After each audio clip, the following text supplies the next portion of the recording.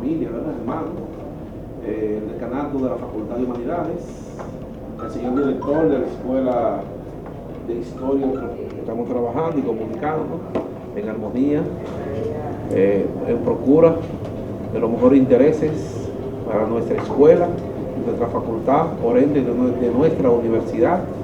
Estamos haciendo este ejercicio y hemos, entre otros eventos, se ha abierto este espacio para que como colegas, amigos, podamos debatir con profesores de nuestra escuela temas concernientes a la historia dominicana. Así que le damos y apoyaremos toda la iniciativa de cada uno de los profesores de nuestra facultad, como ya lo tienen en otras escuelas, humanidad, sociedad y humanidades, diálogo académico, el foro cultural de las humanidades. Así que también todos los profesores que se sienten animados a trabajar y participar y cualquier sugerencia, estamos en ese camino. Recientemente conversamos con el señor director de la Escuela de Historia y ya de que tenga la resolución de su consejo, lo llevaremos al consejo de la facultad para instituir en nuestro país la comisión oasis de la ilustre Patricia Rosa Duarte. Hay muchas formas de maltrato, de violencia con la mujer dominicana, y el peor de todo es la ignorancia, el olvido de sacarla de la historia, del escenario, una forma de violencia esa. Y Rosa Duarte, fíjense que el Estado Dominicano como institución no ha creado absolutamente nada, ninguna institución ha dicho absolutamente, hasta donde tengo la información de la prensa. Creo que es un gran acontecimiento histórico que no debemos dejar pasar por alto, sino formar una comisión donde todos seremos parte, ¿verdad? Pero algo siempre se junta para que por lo menos exista un espacio para recordar a Rosa Duarte, que el único monumento que se creó en la plazoleta de la Trinitaria, que es un conjunto que se creó en el año de 1969, se reparó la plazoleta, pero el pabellón Rosa Duarte, que muchos, los que tenemos un poquito más de edad se acordarán, ahí lo que existe es un ring de boxeo y no se reparó esa parte de ahí. Ahí es donde queda eso, totalmente olvidado. En una época fue un pabellón para actividades culturales y patrióticas y que debemos trabajar, y justamente en el día de hoy este conversatorio es buscando esa dinámica que nos involucra a todos nosotros. Así que este es un espacio que debemos de construir, donde ustedes son los de todos, y todos ustedes son los protagonistas para participar. Hoy estará con nosotros don Fernando Pérez Memé, profesor de generación, profesor nuestro, hijo de esta universidad. Hijo de esta universidad. Doctor Augusto Bravo, señor decano de la Facultad de Humanidades. Les recuerdo que estamos grabando para Super Canal Caribe y Super Canal 37 para República Dominicana, a través de UAS TV para el canal 25, canal 6, 25 en Santiago y canal 6 para todo el país, y Super del pueblo, estudiante del pueblo. Y ya. Fernando Pérez Memé, estudiante del pueblo. No, de verdad. Y ya. ¿Lo dejamos entonces? Vamos a dar un aplauso entonces a Juan Pablo Duarte, separación o independencia. Con ustedes el conversatorio. Muchas gracias. He querido hermanar y que tienen características muy similares. Es la Universidad del Estado y es la universidad donde concurren precisamente más las clases humanas. Entonces, con esa universidad, entre otros logros, he conseguido la cátedra de Equidad de Género Hermanas Mirabal. Yo soy precisamente un devoto de las Hermanas Mirabal, entre otras devociones, con Duarte. Precisamente logramos esto y logramos además que la rectora, la doctora Polanco, fuera la que inaugurara precisamente esa cátedra. Se inauguró el año pasado, hace casi un año, para más o menos esta fecha, que precisamente el decano Augusto Bravo la acompañó junto con un estudiante. Y precisamente esa cátedra ha repercutido mucho. Me contaba la doctora Luisa Navarro, que estuvo hace cosa de unos 2 meses para darle vida la cátedra, que hay interés en universidades de Honduras, la Universidad de Honduras del Estado y la de Guatemala, para que también se implemente esa cátedra. Entonces, la cátedra Hermanas Mirabal de Equidad de Género, pues es un vínculo fuerte ya a través de la rectora, ya también de Augusto, y Luis, entre la Universidad de El Salvador y nuestra universidad, la Universidad Autónoma de Santo Domingo. Otra de las cosas que también he podido lograr es la plaza de la Revolución Constitucionalista. Cuando la revolución, yo era estudiante de nuestra querida universidad, y la Revolución de Abril precisamente sacudió mucho mi alma, me penetró profundamente. Y donde quiera que yo voy, trato también de sembrar algo en recordación de precisamente la revolución, la gran revolución del 24 de abril del 65. Entonces, he logrado, no se escuchaba bien por allá. Sí, okay. Para que así. Sí, ok, muchas gracias. Entonces he logrado la plaza de la Revolución Constitucionalista Dominicana, con 3 bustos, precisamente de Rafael Tomás Fernández Domínguez, Francis Camaño y también Lora Fernández. Déjeme decirle una cosa. No he sabido que haya otra plaza de la Revolución Constitucionalista Dominicana que la de aquí, de la UAS, y que la Universidad del Estado de El Salvador. No he sabido. Y es una plaza hermosísima que nos preocupamos de darle mantenimiento. Ha habido otras plazas que lamentablemente no la atención.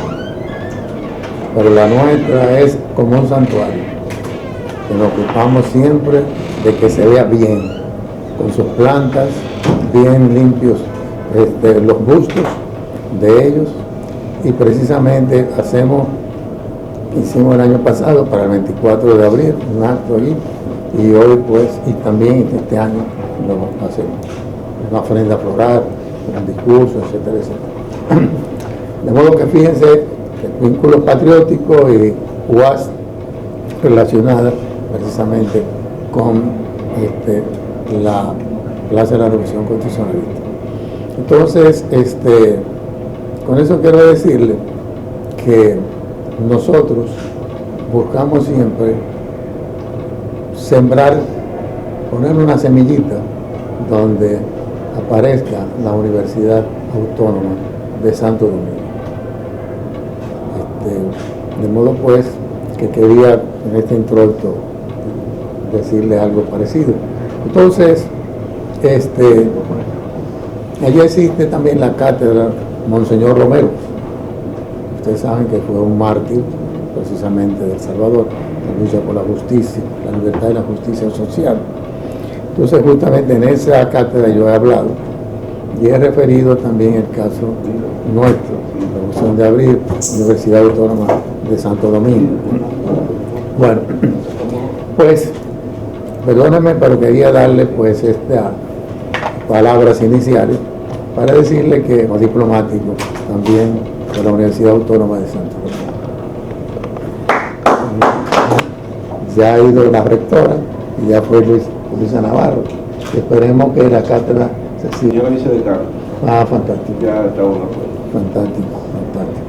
Bueno, pues entonces, diálogo con ustedes, conversatorio, como se está diciendo también, alrededor y historiador después formado.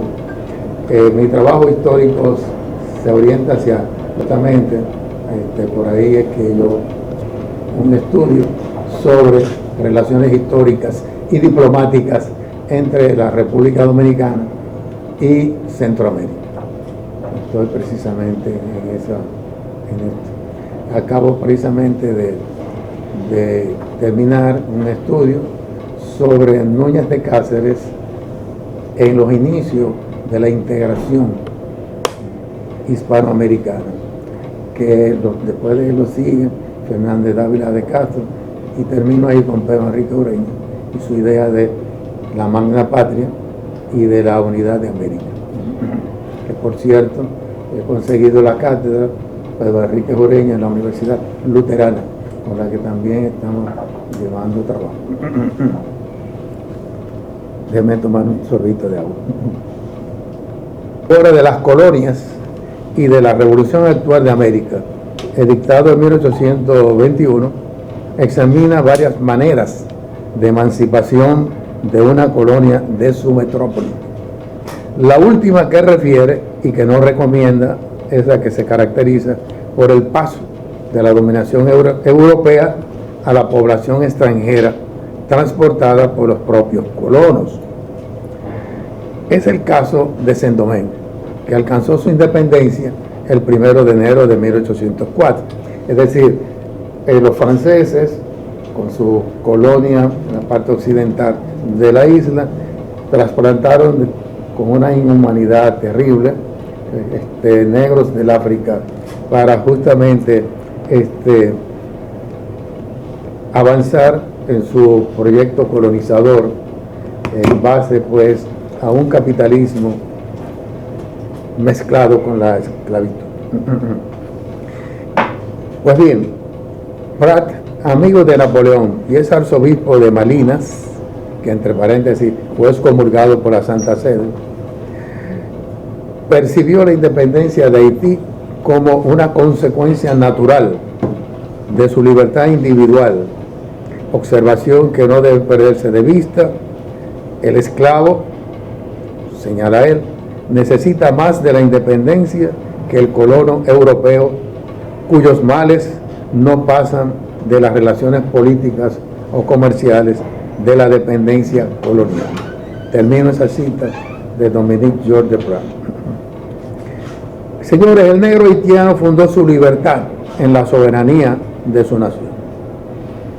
Por eso, desde Toussaint vio en la ocupación del este la garantía de su independencia y hasta el reconocimiento de ella por Francia en 1825, vivió en pie de guerra a espera de una invasión ultramarina, sobre todo después del Congreso de Viena de 1815, que aprobó la tesis legitimista de Metternich y de Talleyrand, a saber que las potencias de la Santa Alianza solo reconocían como legítimos los gobiernos monárquicos tradicionales anteriores a la Revolución Francesa.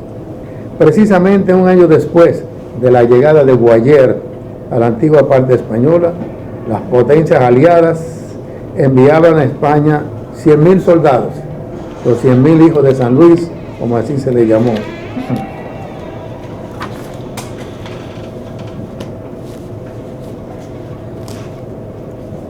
Para destruir el régimen instalado por la Revolución de Riego en España en 1820 y restituir el absolutismo monárquico de Fernando VII, como en efecto sucedió. De Prat señalaba como una de las causas de independencia el abandono de la colonia por la metrópoli y la separación real para dedicarse a la guerra contra otras naciones europeas. Léase entre paréntesis ahí el caso de España con nosotros durante la llamada España Boba. Por ello no ha podido abastecerse, señalaba el arzobispo de Prat, ni contenerlas. El autor además veía la independencia como un fenómeno inexorable e inevitable, que pretender impedirlo sería como pretender detener a los hombres en aquella marcha progresiva que conduce a la virilidad y en todas las consecuencias que ésta va consigo. Permítanme abrirle un paréntesis. Este autor, este gran teórico de la independencia, él decía que la política es como algo de la naturaleza, que así como el hombre y la mujer, cuando precisamente son niños, necesitan la dependencia de los padres. Pero ya cuando son jóvenes, ya no la necesitan y por tanto buscan independizarse. Pues eso él lo traslada al caso de la sociedad política. Se fijan, es decir, que se está bajo una dominación hasta un cierto momento, pero llega el tiempo en que es inevitable ya. Las condiciones políticos, sociales, económicas, pues llevan justamente al empuje de la liberación y de lo que él llamaba en el caso del hombre, cuando se alcanza ya la virilidad. Pues bien, si hace paréntesis, permítaseme continuar hilvanando más estas ideas. Quiero repetir esta parte. El autor además veía la independencia como un fenómeno inexorable e inevitable, que pretender impedirlo sería como pretender detener a los hombres en aquella marcha progresiva que conduce a la virilidad y en todas las consecuencias que ésta lleva consigo. Si se estudia la declaratoria de independencia de Núñez de Cáceres del 1 de diciembre de 1821, se verá fácilmente la influencia de la obra de Desprat y las ideas pactistas de John Locke en sus ensayos sobre el gobierno civil y la Declaración de Independencia de los Estados Unidos del año 1787. Núñez de Cáceres inserta a nuestro país al proceso emancipador americano que se inicia con la independencia de Estados Unidos en 1776.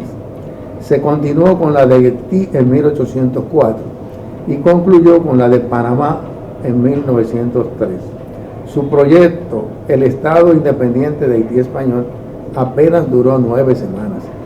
Por el mismo nos uníamos a la Gran Colombia, conforme al pensamiento de Bolívar, de emancipar y unir a los países hispanoamericanos, y también la tendencia a la unión en Centroamérica, como se mostró en los días precedentes al 1 de diciembre del 1821, cuando las antiguas provincias centroamericanas se enlazaron en una confederación, excepto Guatemala, que se integró hasta el año 1823 al Imperio Mexicano de Agustín de Iturbide, y El Salvador, que quiso marchar solo, fuera del marco hispanoamericano, que entre paréntesis jugaron un papel estelar algunos sacerdotes allí. 3 hermanos, los hermanos Aguilar, son de los grandes héroes de la independencia de El Salvador. Los 3 sacerdotes, ciertamente. Y el padre Matías Romero, que hay una universidad que lleva su nombre. Pues bien, esa tendencia hacia la integración se percibe en las 13 colonias del norte, o sea, lo que hoy es Estados Unidos, y en el propio Haití, cuando el norte se integró al sur bajo la égida de Boyer, una vez que murió Enrique Cristóbal. Con Núñez de Cáceres el país alcanzó su emancipación. Además de la declaratoria de la independencia, estableció un gobierno provisional y organizó el Estado conforme al acta constitutiva. Solo contó con el apoyo de una fracción de la pequeña burguesía emergente. Su proyecto fue rechazado por los grandes propietarios ateros latifundistas radicalmente hispanófilos. Entre paréntesis, investigando en el Archivo General de India, encontré un documento justamente donde planteaba Fernández Dávila de Castro que Núñez de Cáceres hizo esa independencia un acto de locura. Así le escribió al rey Fernando VII, que a Núñez de Cáceres le daban esos arranques periódicamente. O sea, fíjense, ni nos valoramos precisamente ese evento. Pero por otro lado también, como ustedes saben, Núñez de Cáceres muy atacado por los haitianos, precisamente tanto de su tiempo como todavía algunos, ¿verdad?, no quieren saber de él. Pues bien, entre paréntesis, entonces lo cerramos. Su proyecto fue, repito, rechazado por estos hispanófilos y por esa pequeña burguesía cosechera del tabaco del Cibao y comerciantes también cirujanos, dentro de los cuales había un grupo de españoles, por cierto, comerciantes españoles, que rechazaran la independencia porque ellos vendían su tabaco precisamente a los haitianos y se veían más cómodos con los haitianos con el proyecto Núñez de Cáceres, que justamente no le vieron como tuvieron viabilidad para el proyecto. Pues bien, ese comercio, repito, también llevaba al sur de los Estados Unidos y a Inglaterra, pero a través, te fijas, también de Puerto Príncipe. Y los negros y mulatos, también opuestos, a causa de que la ley fundamental del naciente Estado no abolió la esclavitud. Entre paréntesis, craso horror de Núñez de Cáceres, porque hacer la independencia de este lado y no dándole la libertad a los negros y mulatos de aquí, cuando allí eran libres, fue difícil, fue para mí un grave error. Pero realmente en la historia hay que tratar de ver con la mayor universalidad, ¿verdad?, el hecho y la conducta. Resulta que él proclama su estado en unión a la Gran Colombia de Bolívar, pero en la Gran Colombia no existía la libertad del esclavo, no la esclavitud. E incluso Bolívar muere en 1830 sin haber abolido la esclavitud. Es verdad, él presentó un proyecto en el Congreso de Angostura, pero ese proyecto, esos liberales, patriotas, independentistas, echaron abajo ese proyecto, no estaban de acuerdo. Como pasó precisamente en la Asamblea Revolucionaria en Francia, que cuando se trató de la abolición de la esclavitud, se fija, se echó abajo también ese proyecto. Y solo Gregoire, un obispo revolucionario de la Iglesia Revolucionaria Francesa, no sé si ustedes saben que en Francia la iglesia se dividió en dos: una iglesia conservadora, tradicional, y una iglesia precisamente revolucionaria. El obispo de esa iglesia revolucionaria, que había sido presbítero, en una asamblea se le designó obispo, siguiendo justamente lo que se llama el galicanismo, precisamente por los galios, los antiguos franceses, y la iglesia galicana en Francia del año 1688 se proclamó independiente de la Santa Sede, y procuraba orientar los canales del nacionalismo justamente su iglesia.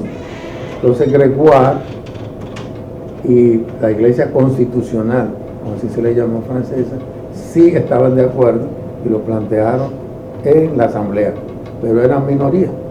La mayoría pues justamente se opuso a eso. Por eso Toussaint le llegó a llamar a Gregoire, en los documentos de Toussaint que yo he trabajado, el gran amigo de los negros, a Henry Gregoire. De modo pues que la situación, repito, también que se dio en Francia, se dio en la Gran Colombia. O sea, ¿ustedes saben cuándo fue abolida la esclavitud en Venezuela?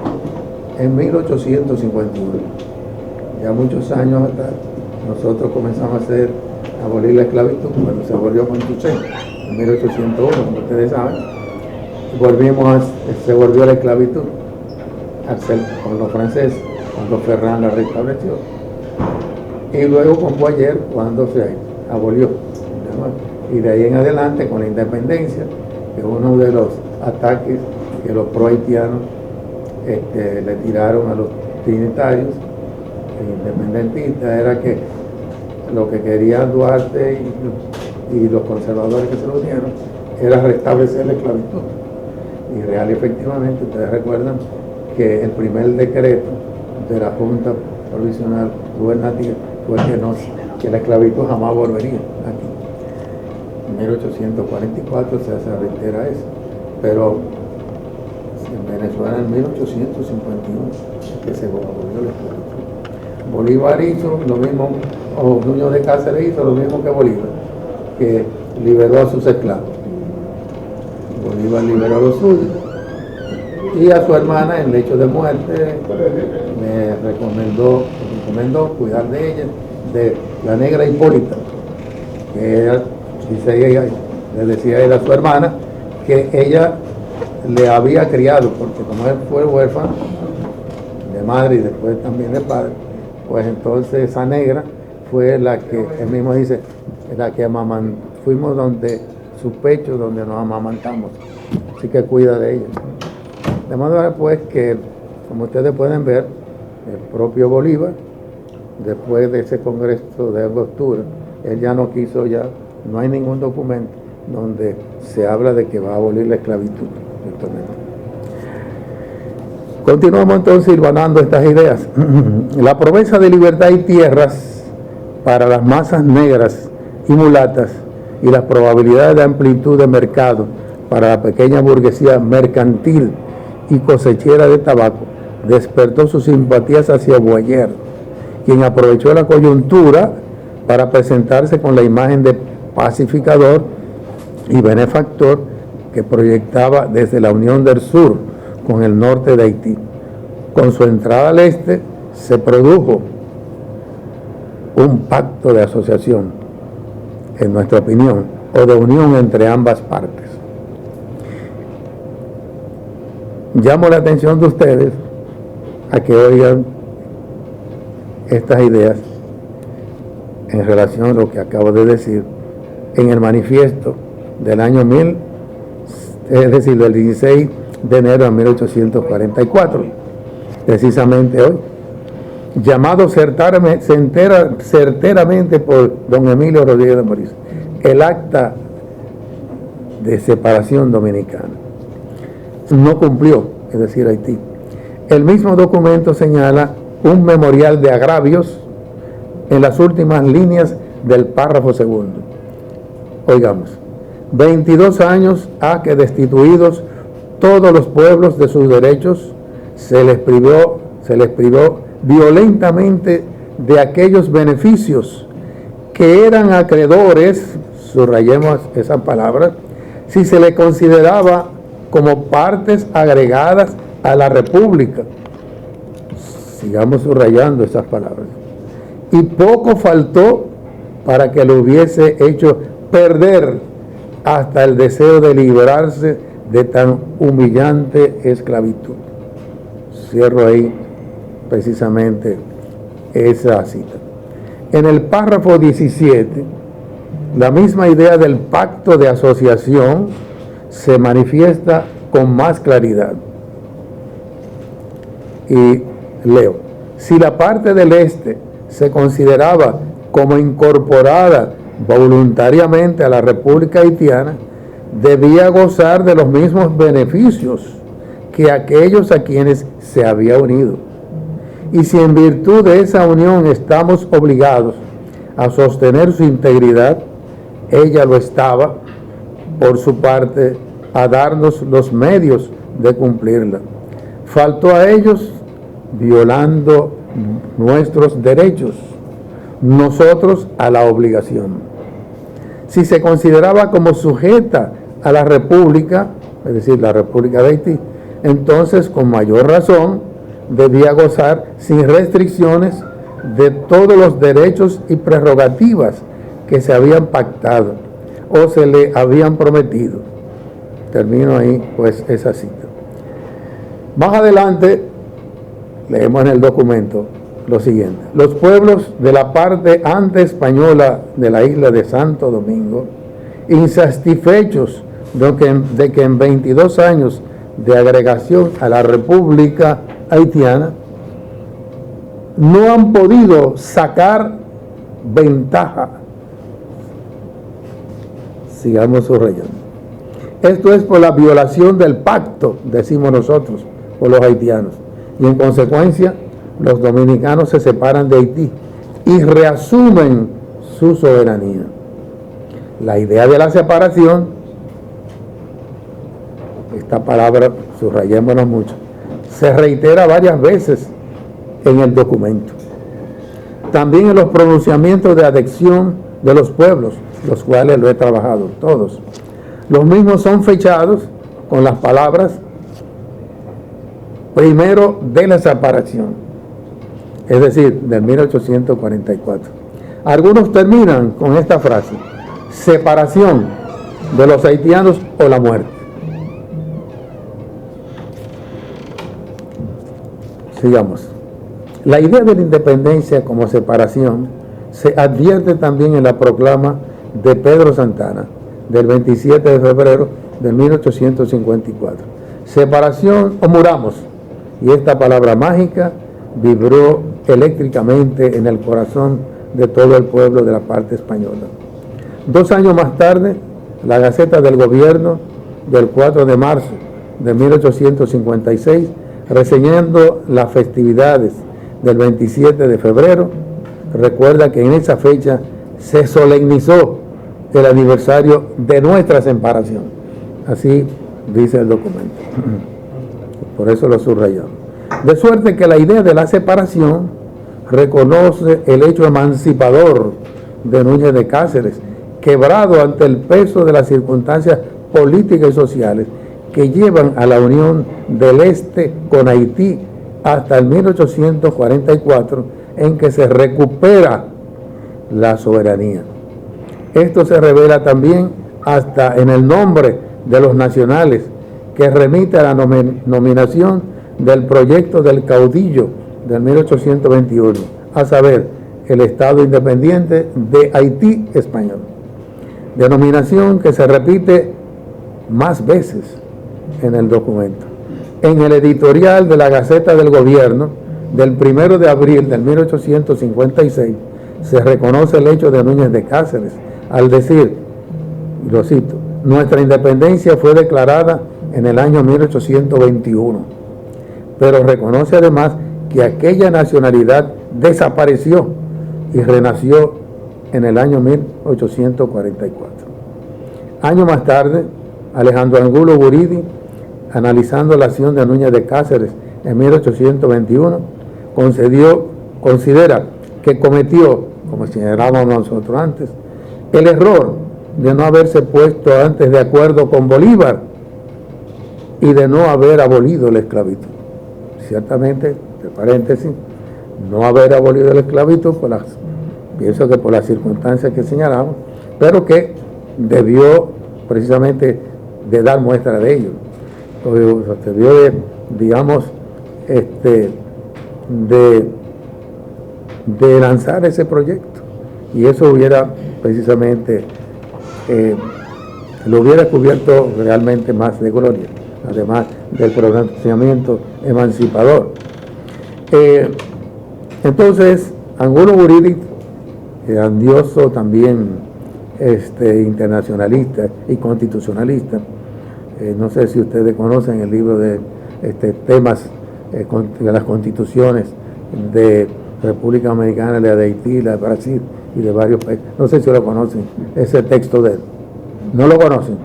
Pues yo lo invito a conocer. El archivo lo publicó. Salud Público del Archivo, extraordinario, muy bueno. Era un constitucionalista también. Pues bien, pues él considera, repito, que cometió el error de no haberse puesto antes de acuerdo con Bolívar y de no haber abolido la esclavitud. Y sin embargo, valora el proyecto de aquel líder, a quien calificó de patriota puro, y esperaba que los historiadores le harán la justicia. Así dice: erró, pero de todos modos su memoria debe ser respetada, no solo por la acrisolada honradez de toda su vida, sino porque a él, a su sublime delirio, debe el pueblo dominicano la independencia y libertad de que disfrutan. Termino ahí esa cita.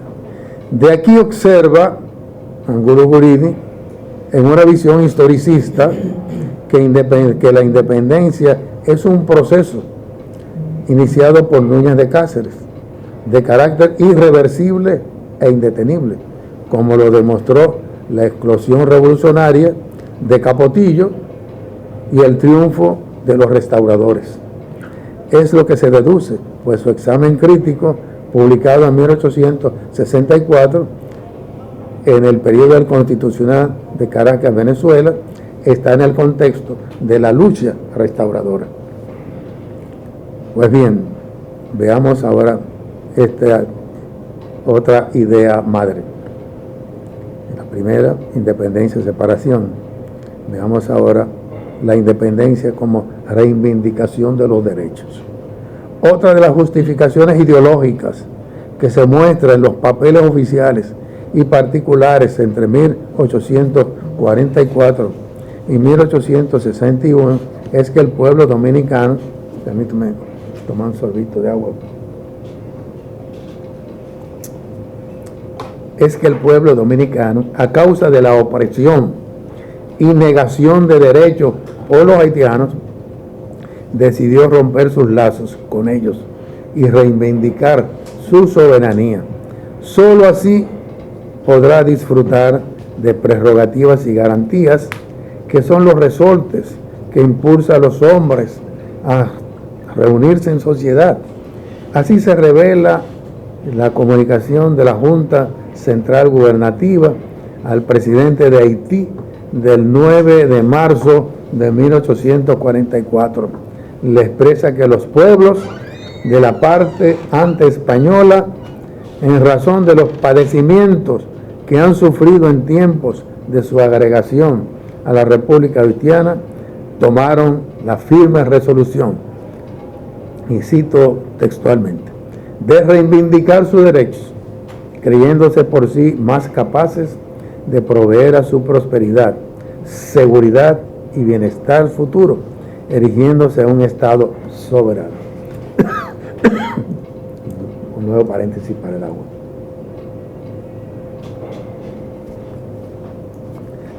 En carta del 5 de diciembre de 1844, de Santana al presidente de Estados Unidos, en la que le envía la Constitución, le comunica que debido a las opresiones que padecieron los dominicanos durante 22 años por los haitianos, decidieron el 27 de febrero de ese año, y cito, reivindicar sus imprescriptibles derechos para proveer a su bienestar y felicidad futura, y han logrado la separación, erigiéndose en un Estado libre, soberano e independiente. Entre paréntesis, lamentablemente, ese Estado, Santana, lo lleva a la muerte con la anexión. Muchos años, otros años después, 1861. La misma idea la reitera al presidente haitiano, una comunicación que también pues, me mandó, es decir, a Charles Gerard René. Le envía el texto constitucional del nuevo Estado y le dice, por lo que la parte española, en reivindicación de sus derechos y proveyendo para su bienestar y su felicidad futura, se han constituido en un Estado libre, soberano, independiente y soberano. En una alocución al pueblo y al ejército del 27 de febrero de 1856, valorando el día de la separación, Pedro Florentino recordaba que los dominicanos, largos años oprimidos, así dice, cansados de servidumbre y vasallaje, rompieron las cadenas de la opresión, reconquistaron esta tierra de nuestros padres y adquirimos, dice él, cita textual ahora, nuestros derechos inesperados, nuestros usos, nuestras costumbres y aún el idioma de nuestros antepasados. Porque cuando un pueblo quiere ser libre, no hay poder que lo someta a esclavitud. Termino ahí esa cita del general Pedro Florentino. Fernando Arturo de Meriño, honra de la oratoria dominicana, en uno de sus primeros discursos del 24 de septiembre de 1858, percibió el hecho del 27 de febrero de 1844 como, entre comillas, la caída de una cadena hecha pedazos por la que se ató al pueblo dominicano que gemía oprimido bajo una dominación tiránica, y subrayaba, ay, disculpen, que debía haberlo apagado.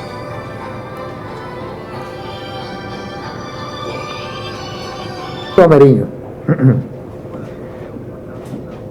percibió el hecho el 27 de febrero de 1844 como la caída de una cadena hecha pedazos por la que se ató al pueblo dominicano que gemía oprimido bajo una dominación tiránica, y subrayaba, él la rompió y arrojó lejos de sí con el vigor que inspira el Dios de los desvalidos, con la fuerza que da el amor de la patria, con la energía y entereza de ánimo que causa el deseo de libertad. Y Dios, patria y libertad, fue el grito de satisfacción, anunciando al mundo la nueva existencia política de una nación. Déjeme decirle entre paréntesis que mis investigaciones sobre el liberalismo y el conservadurismo, yo he encontrado precisamente que ese lema es de Francisco María Ángel Arias Bortet, y aquí otro filósofo, Norberto Soto, ese es de Voltaire, que la acuñó Duarte, sin decirlo, o sea, yo se lo descubrí muchos años después de mis investigaciones por aquí. La República Dominicana recobró la independencia que un estado vecino le había arrebatado al nacer. Así pensó Felipe Dávila Fernández de Castro en una memoria que envió al Senado el 12 de enero de 1859. Apuntaba además que ese fenómeno no había sucedido en las nuevas repúblicas hispanoamericanas. Ellas no tuvieron la desgracia de ver cortar en flor el vástago de su libertad y que acababan de plantar, con lo cual valoraba el hecho de Núñez de Cáceres, que en los inicios de la dominación haitiana, en su óptica hispanófila, en una memoria Fernando VII lo infravaloraba al juzgar la independencia. Ustedes recuerdan que le dije algo, lo estoy repitiendo aquí, como un arrebato de locura, de ambición y de traición de aquel ilustrado líder, es decir, traición a España. En un discurso de Meriño, después de ese texto que leímos de él, pronunciado años antes de la anexión de 1861, ustedes saben que él fue opuesto a la anexión y que eso le costó salir desterrado a Puerto Rico, donde vivió en Mayagüez. Pues cierro el paréntesis. Pues ese discurso de Meriño lo pronuncia un año antes de la anexión, en la fiesta del aniversario de la separación.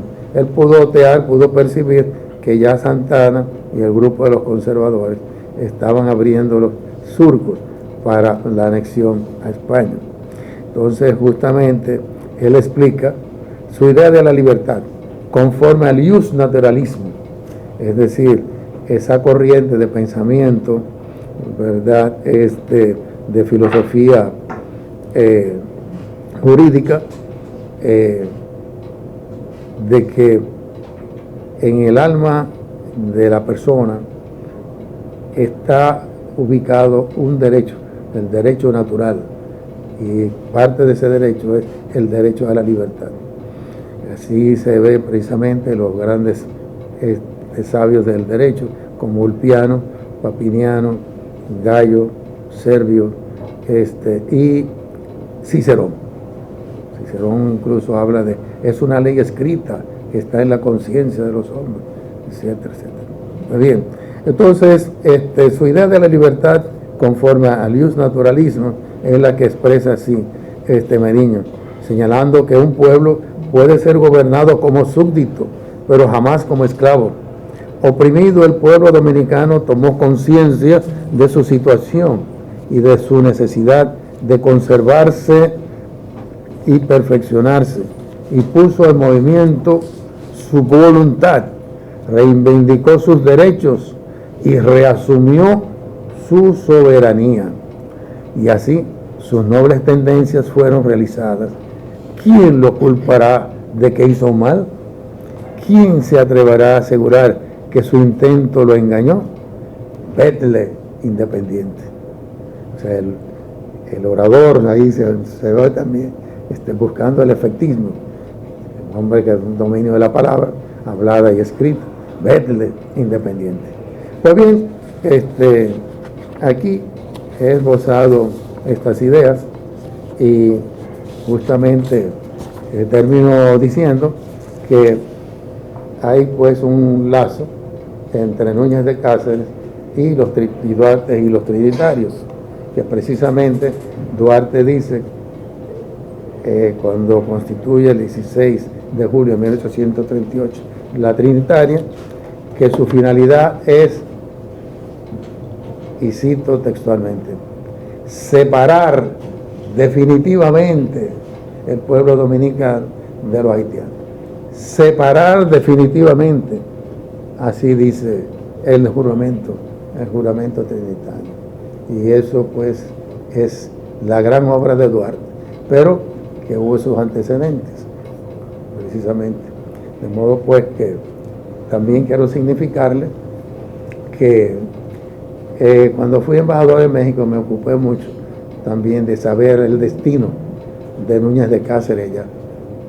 Y justamente pronuncié 2 conferencias, un discurso en Tamaulipas, el estado de Tamaulipas, y en Ciudad Victoria, donde residió justamente Núñez de Cáceres. Núñez de Cáceres fue un ídolo allí. Núñez de Cáceres se alió cuando salió de Venezuela, sus problemas con Bolívar y después con el general Páez, se alió al liberalismo radical que tenía como líder precisamente a un gran también amigo pues de Duarte, Valentín Gómez Farías, el gran líder de la primera reforma liberal de México, la anterior a la reforma liberal de Juárez. Entonces justamente hay una serie de cartas que justamente don Emilio de Morici logró conseguir y le editó en su libro Núñez de Cáceres y la Gran Colombia, Núñez de Cáceres y Bolívar y la Gran Colombia. Y yo pues pude también averiguar más allí sobre Núñez de Cáceres. Él fue senador federal en representación de Tamaulipas del Partido Liberal Radical. Fue después gobernador por elecciones ambas, ¿verdad? Ambas ocupaciones, con ambos puestos. En un tercer lugar ganó las elecciones también, vamos a decir, de gobernador, ya como una segunda vez de gobernador. Pero entonces ahí vino la fuerza ultraconservadora de Antonio de Santa Anna, casi homónimo de Pedro Santana, y quien estuvo aquí en el exilio en el tercer gobierno de Báez. Y hay unas cartas, ¿verdad?, de salutaciones entre Báez y él, desde Puerto Plata, donde llegó Antonio López de Santa Anna. Pero real y efectivamente, el Núñez de Cáceres es un hombre de mucha elevación, precisamente en México y en el estado de Tamaulipas, por ese abrazo de él, del liberalismo, que déjeme decirle, el hombre que no abolió la esclavitud aquí, él le recomienda al gobierno liberal, y hay un documento sobre eso, que yo lo refiero en uno de mis trabajos sobre Núñez de Cáceres, donde él recomienda luchar por la independencia de Cuba, que los liberales lucharon por el gobierno de Cuba en el poder, por la abolición digamos, por la independencia, pero también la abolición como primer punto para lograr la independencia, la abolición de la esclavitud, lo cual indica que él entendió ese error que él tuvo, porque lo dice así, primer punto, abolir la esclavitud para conseguir la independencia precisamente de Cuba, primer punto. De modo pues que es una figura próspera. Allá hay una familia larga de él, quisieron retratarse conmigo como unos 25 o 28 descendientes de él, profesionales varios de ellos, empresarios otros. Un nieto de Núñez de Cáceres fue el fundador de precisamente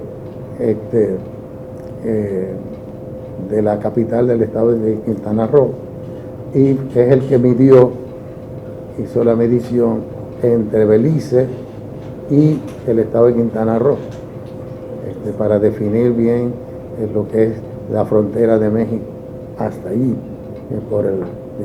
por ese lado del sur. De modo pues que ese Otón Blanco Núñez de Cáceres, que fue vicealmirante precisamente de la Marina de guerra en tiempo de Porfirio Díaz, fue vicealmirante.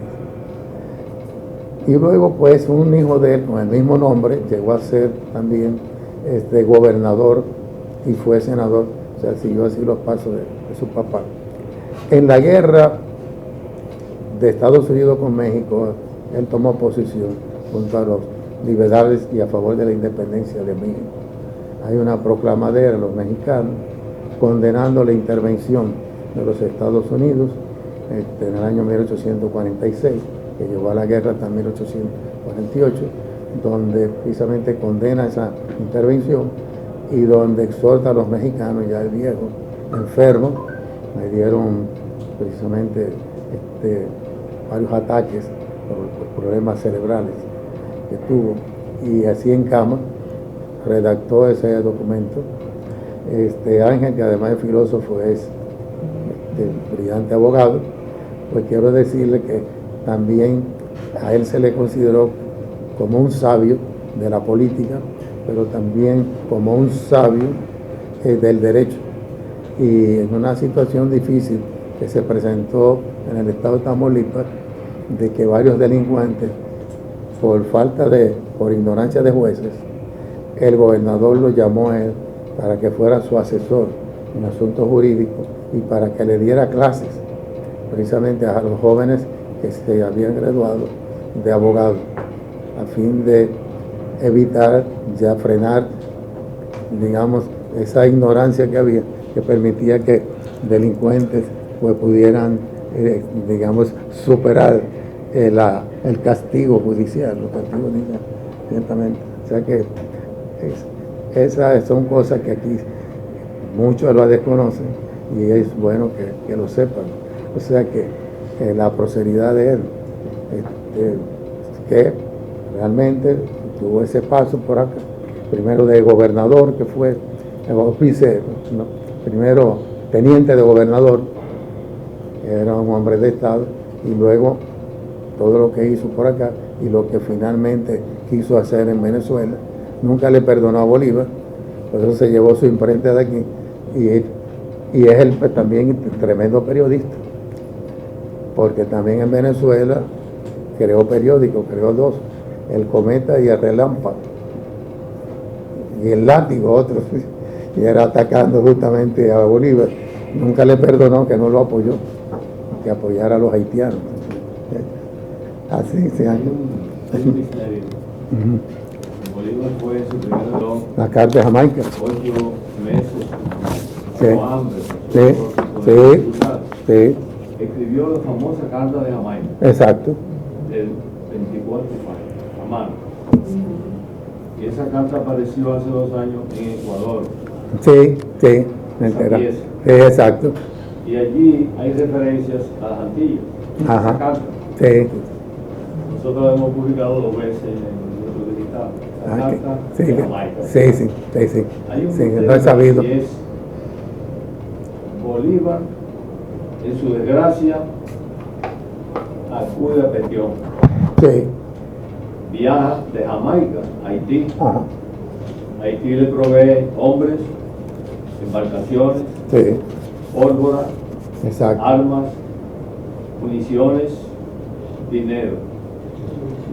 Bolívar regresa entonces a Venezuela a continuar su lucha en América del Sur. Sí. ¿Por qué Bolívar ignoró a Núñez de Cáceres? Creo que va en el orden de lo que usted dice. Sí. La esclavitud. Núñez de Cáceres tenía 8 esclavos en su casa, al igual que otros, Y el mismo Bolívar. sí, al igual que otros, pero ya Simón Bolívar Ya. era enemigo de la esclavitud. Sí. Entonces hay un desprecio Núñez de Cáceres. Sí. Bolívar no vino aquí, Bolívar no respondió la carta, las solicitudes de Núñez de Cáceres hacia la Gran Colombia. Entonces, ¿qué interpretación podría dársele a una situación histórica como esa, en la cual América Latina en ese momento está en efervescencia independentista, pero Núñez de Cáceres quedó atrás, aunque luego, como usted explica bien, algo muy importante, Sí. que luego era ilustrado, en México ya era un hombre mucho más avanzado. El liberalismo radical. Sí, sin embargo, él y su élite tenían esclavos en su casa. No se atrevió a eliminar la esclavitud. Sí, yo creo que sí, tengo la hipótesis, que si hubiese liquidado la esclavitud, otra suerte hubiese tenido nuestro país. Sí. Pero Núñez de Cáceres no se atrevió, fue en cierta forma, estaba atrapado Sí. entre el conservadurismo, la idea de una separación, no de una independencia. Y en ese sentido, pues, queda ese misterio que los historiadores Sí. deben abordar. Sí. Ahora déjame decirte eso último, que la independencia y la separación son sinónimos. En su Tratado de Derecho Público Internacional, Fuchilé plantea que la formación de un Estado se debe a 3 cosas. Una, la unión de 2 comunidades para formar el Estado. 2, la separación. Así dice Fuchilé. Ese Tratado de Derecho Internacional. Y 3, una población en éxodo que decide asentarse ya en un lugar y constituir un Estado. O sea, a la luz del derecho internacional, pues, independencia y separación, eso es lo mismo. Por eso leí esa parte que ha escrito sobre ello. Fíjense que en los Estados Unidos, igual que aquí, hubo un acta de separación y poco después una declaración de independencia. Sí, exacto. Que fue lo mismo que pasó. Sí, como las 13 colonias. Sí. De las 13 colonias se constituyen, se separan precisamente de Inglaterra, el Imperio inglés, entonces se constituyen en un Estado ya independiente. O sea que eso es, y lo mismo en Centroamérica, que yo cité y lo repito. O sea, en Centroamérica eran antes, en la época colonial, las provincias centroamericanas, españolas. Entonces, ya independizada, Morazán, Francisco Morazán, hace las repúblicas independientes precisamente de España. Pero luego se fueron separando hasta que ese federalismo desaparece por la separación. ¿Entiendes? De modo que son sinónimos, separación e independencia. Eso es así. Y en el caso de nuestro, como yo señalaba en el primero que le leí, si ustedes estudian todos esos documentos de la independencia impresos de don Emilio Rodríguez de Moïse, van a encontrar que la mayoría de los documentos confunden o identifican independencia con separación. Separación e independencia. Esa es la realidad. Profesor. Sí. Hay En 1822 no se puede hablar del pueblo dominicano, porque no había un sentimiento de dominicanidad. En 1822, aquí teníamos la oligarquía, los blancos, teníamos los mulatos que aspiraban a ser ciudadanos y que la mayoría no lo era. Incluso el comandante del batallón más importante, Pablo Alí, no era ciudadano. Tenemos los negros libres que tampoco eran ciudadanos y los esclavos. Sí. Y en ese momento, aquí la gente pugnaba cada uno por su condición de raza. Por eso es que el año antes, en diciembre, en 1820, envía a Guayer a la frontera al oficial de Silda Almací a pregonar la unión de todos bajo el gobierno haitiano, porque todos iban a ser ciudadanos. Y las dos terceras partes se unen a esto.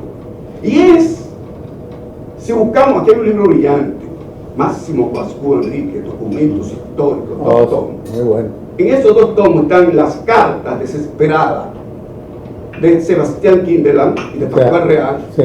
pidiendo que se enviaran tropas, Sí. porque no habían tropas españolas aquí, Sí. no habían tropas españolas. ¿Por qué? Porque las tropas españolas tenían preferencia para evitar la independencia de América. Sí. Entonces esa diputación provincial a la que pertenecía Núñez de Cáceres envía a pedir tropas a Martinica, a Francia. ¿Y qué ocurre? Aquí solamente se depende de un batallones de criollos, ¿no? ¿Y qué ocurre? Ese Núñez de Cáceres, sí, es periodista, pero ¿qué bolivariano? Ajá. ¿Y qué pasó en junio de 1821? Cuando él habla de que el general Bermúdez acaba de ser derrotado y que van a ser derrotados los independentistas allá. Y dice, voy a seguir hablando. Y no habla después. ¿Por qué? Porque vino Carabobo y ahí Bolívar se capturó a Venezuela. 5 meses después aparece el cielo bolivariano, ¿no? Pero ¿qué es lo que empieza primero? Lo dice el mismo Núñez de Cáceres. ¿Qué empieza primero? Los movimientos de Beler, de Dajabón, el 8 de noviembre, cuando bajan la bandera española y suben la haitiana. ¿Por qué? Porque negros y mulatos veían que le estamos prometiendo de ese lado ser ciudadanos. Eso ha habido una polémica, porque este documento lo publicó Prismar, y Prismar es antidominicano. Pero hay 3 cartas de Núñez de Cáceres donde él confirma que esos movimientos fueron primero y que la capital lo que hizo fue salirle adelante para evitar que eso entrara con mayor tempestad aquí. ¿Y a quién era que iba a afectar? A la oligarquía, que le iban a quitar sus esclavos. Porque ¿cuál es la bandera que vendían los haitianos? Que todos debemos ser iguales, ¿no? Entonces, acusar a Bolívar, eso está claro de hace tiempo.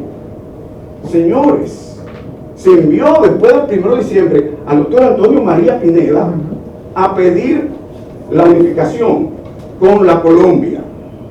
Y aquí hubo una polémica y las cartas de Bolívar. ¿Cuándo Bolívar se entera? El 9 de febrero de 1822, el mismo día que entraron los haitianos.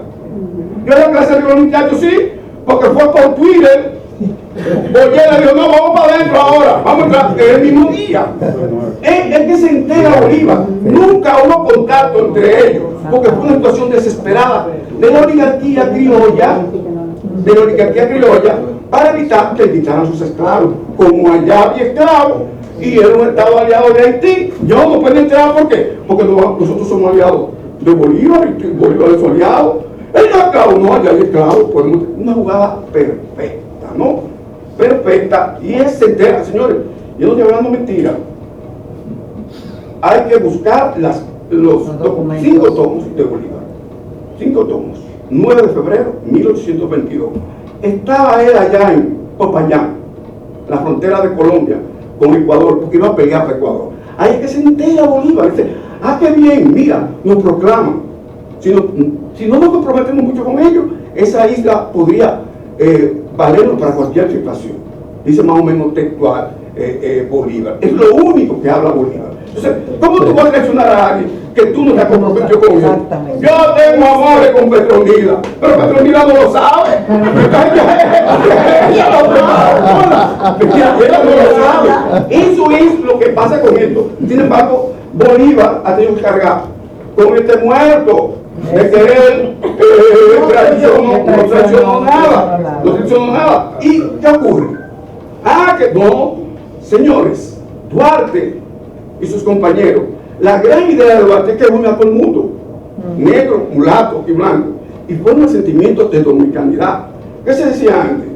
Ayer español nací, a la tarde francés fui, hoy dicen, a la noche fue inglés, pero a la noche fue etíope fui, que quiere decir que es haitiano. Esa es la otavilla. Es la otavilla del padre José Vázquez. Exacto, pero eso, ¿qué ocurre? Que no había identidad nacional en Duarte. Entonces, cuando Duarte forma identidad nacional, viene el movimiento de la reforma, y ahí están los apuntes de Rosa Duarte. Cuando sale el movimiento de la reforma por la agencia de la Católica, ¿qué hace alguien? ¡Viva la Colombia! Le sale Bolívar. No, esto no es la Colombia, esto es la reforma. ¿Por qué? Porque querían que se salieran los negros y los mulatos. Los haitianos se mantuvieron aquí 22 años, diciéndole a los negros y los mulatos que si ellos se iban de aquí, volvía a la Colombia y se venía a la Colombia, venía a la esclavitud. Están los documentos históricos ahí. Están los documentos históricos. ¿No? Entonces, no es una quimera. Nadie aquí levantó a Núñez de Cáceres, porque tú levantas a Núñez de Cáceres aquí, era tú levantar a Colombia en su momento. Y ese fue el argumento número 1. Señores, ¿ustedes saben de qué acusó Santana a Duarte y su compañero? ¿Ustedes saben de qué fue que lo acusó? De ese colombiano. Sí. Usó el mismo argumento que usaban los haitianos, porque no lo podían acusar de afrancesado. ¿No? Buscando separación jurídicamente puede ser lo mismo que independencia, pero buscando separación usaron los afrancesados para sacar lo de independencia. Porque si usted es independiente, no se puede unir a nadie. Ahora, si yo me separo, me puedo unir a cualquiera. ¿No? Y es la bandera de los afrancesados, no es la bandera de Duarte. Por eso hay aquí prácticamente una guerra civil en los primeros meses de 1844. ¿No? Entonces, Núñez de Cáceres,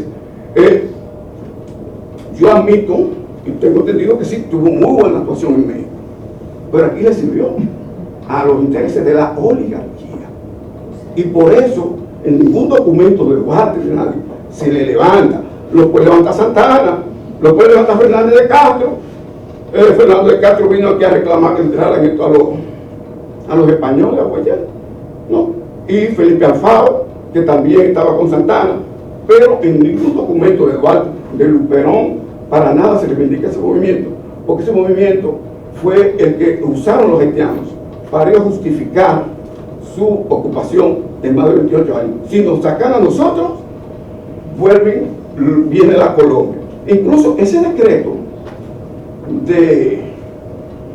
que se hizo contra donde se dice que no va a haber esclavitud aquí, es porque de la Junta Provisional que eso es lo que se persigue, restablecer la esclavitud, y rápidamente que es el decreto, ¿no? Entonces, aquí yo creo que la educación, que los documentos históricos están ahí y que ellos son esclarecedores. Muy bien. Social sumamente importante que yo quisiera destacar, y es que esa primera independencia de ese estado independiente de Haití español rompe con 328 años de colonialismo español. No es lo mismo que 22 años donde no había esclavitud. Entonces ahí hay una gran diferencia que impacta en lo que es el desarrollo de la sociedad dominicana. Otro elemento que me interesa hacer como que señalar, y es este personaje ilustrado que en nuestra historiografía no se le reconocen sus valores reales y se falta a lo que es la verdad histórica cuando no se reconoce, por ejemplo, esa mentalidad abierta de verdadero ilustrado de Núñez de Cáceres en la Constitución, que él hizo el acta constitutiva y que definió quién eran los dominicanos y de una forma inclusiva. Entonces, esas son ideas sumamente liberales para la época, y habla de la calidad de esa persona. No era excluyente, fue quien también, él se podría decir que lo que nosotros conocemos hoy como partido político, él fue como el promotor quien inició esas agrupaciones políticas. Eso también hay que reconocérselo. Y otro aspecto, que son elementos sumamente desarrollados para el momento histórico, ¿sí? Entonces no se dan a conocer y se falta la verdad histórica, como se falta la verdad histórica también cuando más adelante no se reconocen lo que fueron los llamamientos de los pueblos fronterizos a los haitianos y al propio Santiago, la provincia de Santiago. Entonces creemos que estamos haciendo labor patriótica, ocultando que en ese momento habían poblaciones dominicanas que hicieron esos llamamientos. Esos llamamientos están publicados en lo que es el 9º tomo de Mejía Ricard, Adolfo Mejía Ricard, Gustavo Adolfo, porque en este país hay que entender que compartimos una isla y que hay archivos de parte y parte, y que nosotros tenemos que compartir esos archivos, y ocultándolo no hacemos verdad histórica y no formamos con criticidad. Entonces, sí hubo un momento en este país donde un grupo de historiadores, donde está Gustavo Adolfo y otros que ni siquiera participaron en lo que fue la Academia Dominicana de la Historia, para no estar bajo recibiendo instrucciones de Trujillo, donde organizaron un instituto de investigaciones, conclusiones de que ese intento de Núñez de Cáceres no tuvo apoyo popular. No hay un documento de alguna población del territorio entero que apoyara ese acto. Entonces eso tuvo una característica muy capitalina, muy metropolitana. Eso se quedó así. De suerte que Núñez de Cáceres le ofreció a Paula Lee, la ciudadanía, aumentar el rango, libertad para nosotros los guardias que él tenía, y una vez que llegan al poder, no se puede, no se lo da, pierde el apoyo militar, y entonces la derrota es segura. Pero no porque Boyer y los haitianos vienen porque tienen que consolidar esto porque le temen a los franceses. No, eso estaba en los planes de los haitianos desde mucho antes, desde mucho antes. Entonces, no sabemos con 4 nombres que se funda esto: Estado Libre de Haití Español. ¿Cuál es la nacionalidad que nos corresponde en ese caso? ¿Cómo se llama la nacionalidad? No tenemos, cogemos una de esas 4. Entonces, en esa medida, nosotros encontramos que sí, que mandan a Pineda para Venezuela, que diligencia a ver cómo se junta con Bolívar por ahí. No fue posible. Y al no ser posible, hasta Pineda se quedó, Pineda no volvió. Y cuando nunca jamás se recordó de esto. Y cuando ya él decoya en México, decoya como ciudadano mexicano, que es elegible. Y lo han elegido para gobernador y para senador cuántas veces, y muere nunca como dominicano, muere como mexicano. Entonces, a partir de ahí, nosotros tenemos un problema de 21 años con Boyer y alrededor de 1 año y algo con Gerardo. Es ahí donde se nos plantea con claridad qué es lo que queremos, que para dónde que vamos. Eso lo define el manifiesto del 16 de enero de 1844, que contempla todos los derechos humanos que 100 años luego asumiera las Naciones Unidas. Nosotros somos los primeros en el continente en plantearnos eso, y eso lo hace Tomás Bobadilla. Eso no tiene discusión. En todos los países del mundo, quien haya redactado el Acta de Independencia es contemplado como uno de los padres fundadores. Y aquí dice Juan Bosch en su composición social que sí, que fue Bobadilla que hizo el manifiesto, y lo dice Alfao, de Tometillo Alfao, y lo dice Rodríguez de Murici, y lo dice Balaguer, y lo dicen todos, y hasta yo también. Entonces,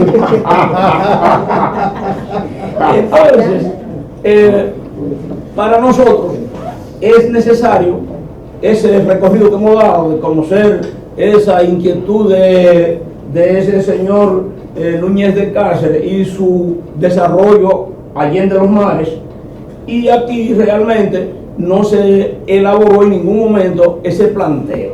El concepto de antiesclavismo y abolicionismo está contemplado en este caso que dijeron ahorita de cómo vino López de Castro a solicitar que le devuelvan este territorio, y sin embargo el documento que funciona para esa fecha, 1830, fue Bobadilla que lo hizo, sirviéndole a la ocupación, y plantea ahí su posición, su concepción antiesclavista.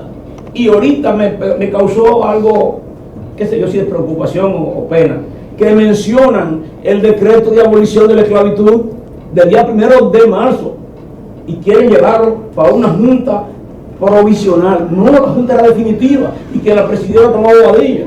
Es una secuencia que hay de un comportamiento antiesclavista y abolicionista. Entonces, en ese sentido, nosotros hoy que estamos asistiendo aquí, tenemos la fecha 16 de enero de 1544, fecha de nuestra acta de independencia. No somos capaces ninguno de reivindicarla, y si quisiéramos decir algo más, somos hasta ignorantes de que existe eso y cuánto y qué contiene eso y quién lo hizo. Sencillamente, eso es un documento que está refrendado por 155 firmas. Es el documento base que plantea cómo será la república que se va a fundar. Y dentro de las conquistas que tiene, hay una que si lo hubieran dicho en tiempo de la Guerra Fría, los acusaban de comunistas. La educación será solventada por el Estado. Es un planteamiento marxista, leninista, comunista, maoísta, hasta el sol de hoy. Entonces, nosotros lo que tenemos que hacer es no plantearnos la historia, como se ha planteado aquí, de cómo debió ser, de cómo pudo ser, si esto, si aquello. Esto no se puede escribir con sí. El asunto está en el documento histórico y en el hecho histórico. En ese caso, nosotros tenemos que establecer con toda la claridad lo que significa para todos ese manifiesto y ser responsables, como dijo alguien, no ser ladeados, ser equilibrados, y entonces decirlo con su luz y con sus sombras de cada uno, qué es lo que hay ahí. Sencillamente se plantea que va a haber para Rosa Duarte en sus 200 años, tenemos que hacerle todos los reconocimientos, pero también tenemos que estudiarla y leerla, y nos damos cuenta entonces que sí, que vale, que bueno. Y en un momento como se está sucediendo ahora mismo tanto feminicidio, hay que reivindicarla. Gracias, maestro, muchísimas gracias, señores. De Núñez de Cáceres, José Núñez de Cáceres a Juan Pablo Duarte, separación o independencia. En este momento, el señor decano, el señor director, el señor vicedecanas van a entregar la revista órgano de la Facultad de Humanidades. Aquí está la compilación de los 18 números de ECOS, el órgano de historia. Es una revista indexada, cumple 36 criterios de calidad y dentro de poco va a estar en una plataforma donde inicia lo que son las revistas académicas de la universidad.